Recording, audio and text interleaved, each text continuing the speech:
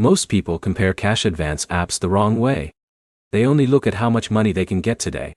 But here's the truth no one tells you.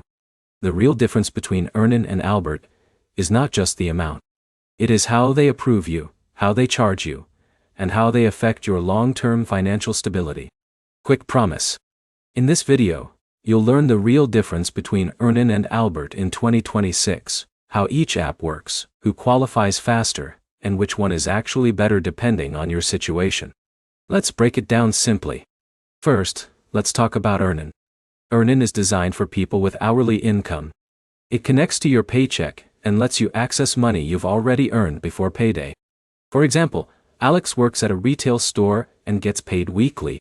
Earnin tracks his hours and allows him to cash out small portions of his earnings before payday. Now, here's where it gets interesting. Earnin does not charge traditional interest. Instead, it uses optional tips. That means you can technically pay nothing extra, but many users still tip to keep the system running. But here's the problem. Earnin usually requires consistent work hours and a stable job with direct deposits. If your income is irregular, approval can be limited or slow. Now, let's look at Albert. Albert is more flexible. It looks at your overall banking behavior, not just hourly work. That means even if you don't have a traditional job, you may still qualify for cash advances. For example, Jake does freelance gigs and irregular income, but Albert analyzes his deposits and spending patterns to decide eligibility. Now here's where Albert stands out.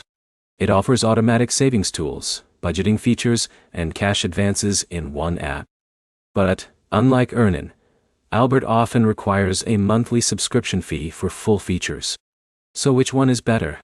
If you have a steady paycheck with direct deposit, Earnin is usually faster and more cost-efficient. You can access money you already earned without fixed fees. But if your income is inconsistent or mixed, Albert is often more flexible and easier to qualify for, even if it costs a small monthly fee. In a minute, here's the key insight most people miss. Earnin is built around your work hours, while Albert is built around your bank behavior. That single difference decides everything about approval and limits. So to summarize, Earnin is better for stable hourly workers, while Albert is better for flexible or irregular income users. The best choice depends on how you earn, not just how much you need.